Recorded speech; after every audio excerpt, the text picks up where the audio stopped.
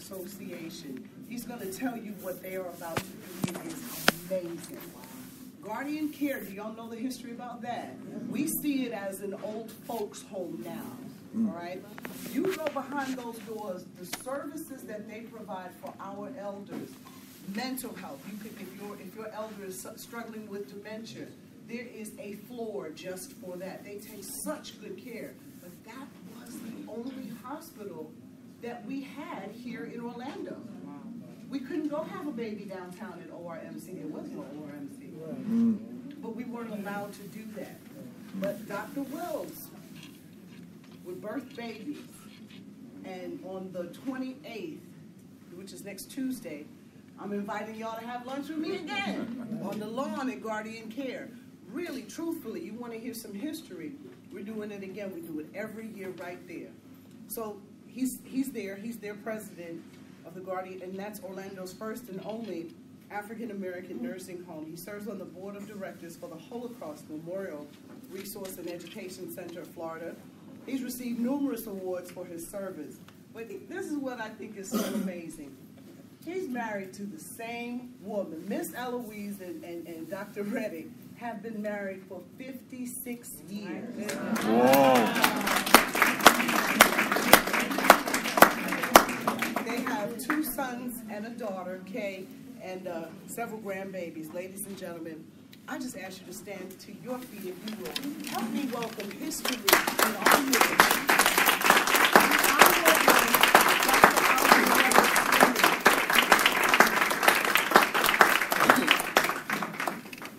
Dearly beloved, I am honored and delighted. Could not have had a more beautiful introduction. I note the time at 1:29, and I was told that I should round this ship up in 12 to 14 minutes, and I intend to do that. I want to begin by explaining to you why an 80-year-old man is so in love with Miss Brown, although she departed a long time ago. 2 blocks south of us on Jackson Street is where I grew up. 726 and a half West Jackson Street, and resided there.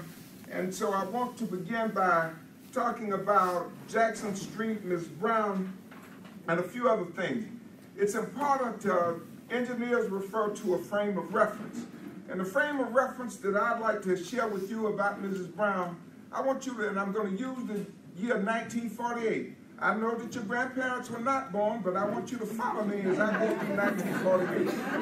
1948, Alzo J. Reddick is a 4th grader. I cannot fight very much, but you see the color of my skin, but I could read, I could write, and I could talk. So the teacher would have me sometime in the back of the room trying to teach the fellas that could not read. And so I want you to understand that at 80, I was beaten up because I was a little brown boy, but I could read my butt off. And I became the class president. Why do I want to tell you that today? I want you to understand that the first time, I'm the scary, nerdy little guy. I'm the little guy that wants to sit up close to the teacher. I couldn't see very well. But in 1948, I want to share 4 or 5 things that happened and why I'm impassioned today at 80 as I was at 9 or 10. Jackie Robinson came to play baseball.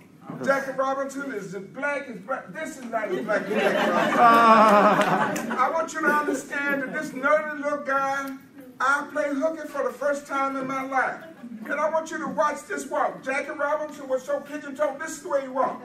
His feet are almost inverted. This is the way he's walking, just like this. He's walking, and it's the first integrated event that there are little black boys and little white boys.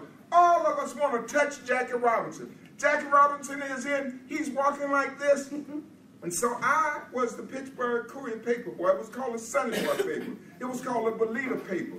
We didn't have a lot of money on Jackson Street. Rent was $2 a week, and sometimes we did not have it. But understand, when Napoleon says, I have a Marshall baton in everyone's knapsack, Napoleon inspired his soldiers. I cannot say enough to Ms. Brown, thank you. But when I speak to you, I hope that you will share with your children, your grandchildren, your nieces and nephews. If you have the right stuff, There's going to be a place for you sometime. And so when I tell people about Jackie Robinson, my main man, Joseph Butler, and I were the best readers in the classroom. We were not physically the fittest guy, but we could read, and so we played hooky. Now, these are not the bad kids from across town. We're the good at two shoes type of kids, but understand what the significance was in 1948. If you're aware of 1948, Israel is being created. Jackie Robinson is coming to Orlando for the first time. And where do they allow Jackie Robinson to stay? He doesn't stay downtown at the Angelo Hotel where the white players stay. He stays in Dr. Wells, the Wells-built hotel, where the Wells-built home. And I share that with you. What else happened? I joined Mount Pleasant Missionary Baptist Church. Preachers come and preachers go. Where do I belong today? Mount Pleasant Missionary Baptist Church. In 1948, and I'm not going to represent to you that I like every preacher that's been there, that all of them were good as gold. But what I will represent to you is that Jackie Robinson was married to the same woman when he was acclaimed by all over the world. What do we know about Wilton Still Chamberlain? Wilton Still Chamberlain had sex with 1,000 women and nobody knows his name. Jackie Robinson was married to the same woman when he died and everybody knows his name. Okay. When I talk to young athletes, sometimes I tell them, I give them the same story that I give you. Jackie Robinson lettered in 4 sports at UCLA. Jackie Robinson had the highest IQ in the Pacific Theater. People say that black people can't swim because our behinds are too big. But what I'm saying is that when it comes to Jackie Robinson was selected not because he was the best baseball player. I can tell you at least 5 other people were better baseball players. Jackie Robinson was the first lieutenant in the United States Army. Most people don't understand that he wasn't chosen just because of his physicality. He was chosen because of his mentality. And when he said, so in Orlando, you know that if you have a rambunctious son or daughter, if you have someone, go take him by and let him know where Jackie Robinson stayed when he came here in 1948. Somehow let him know that Jackie Robinson was not interested in how many times he could score, and I'm picking on Wilton Still because Wilton Still was one of the highest paid athletes. So what is it to have a sex palace that you're a big basketball player and you scored 1,000 times? Jackie Robinson is my hero because when it comes to the white boys, there wasn't any game that he couldn't play. When it comes to discipline, when it's time to suit up and go forward, and when it's all on the line, Jackie Robinson did that. I tell people that because you need to understand. My speech to you today was what I talk about most. Most people do not understand that black people labor under this giant, dismal thing, that this history, that we are oversexed, overdone, that we did not fight, that America owes. Why haven't we contributed anymore? We've had a president of the United States that I don't stutter very much, but when I think of Ronald Reagan, I can almost regurgitate sometimes. Because Ronald Reagan called a black man a big black buck. What kind of buck are you when you can go and win the Medal of Honor? What kind of buck are you when you can take anything to people show up? And so when I talk to people, I like to read some statistics. I was told that I had 12, 15 minutes, and so that's what I want to do. I want to leave you with this idea, and I want to read this. Between 1861 and 1865, an estimated 620,000 soldiers died, a number approximately equal to the total American fatalities in the Revolutionary War, War of 1812, Mexican War, Spanish-American War, World War I, World War II, and the Korean War combined.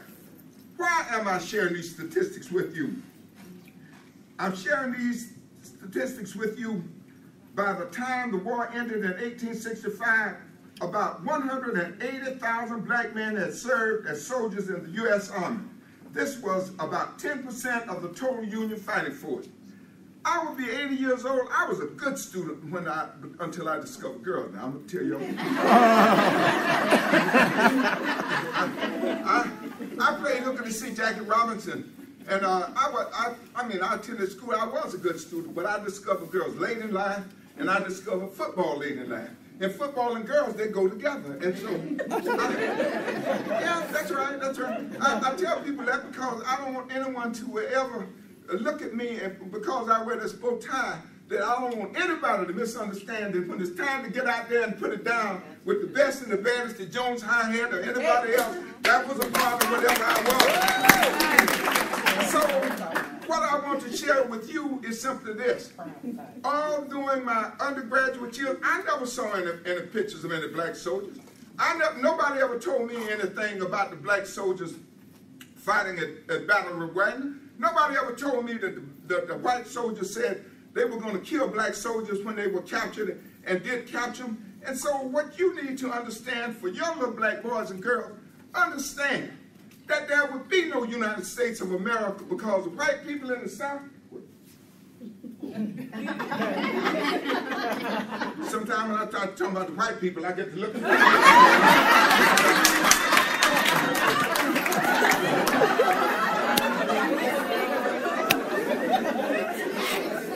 I want you to understand that why I talk about Miss Brown, because I asked Miss Brown, why didn't the slaves fight back? I had some vague idea about slavery I didn't understand, but I would ask Miss Brown, and I'm sure Miss Brown thought that Alzo Reddick was crazy. And I'll share this with you in terms of the statistics because I was born in 1937. My great-grandmother was born in 1855. So when you see me standing here, my great-grandmother was a slave, and I knew her as a child.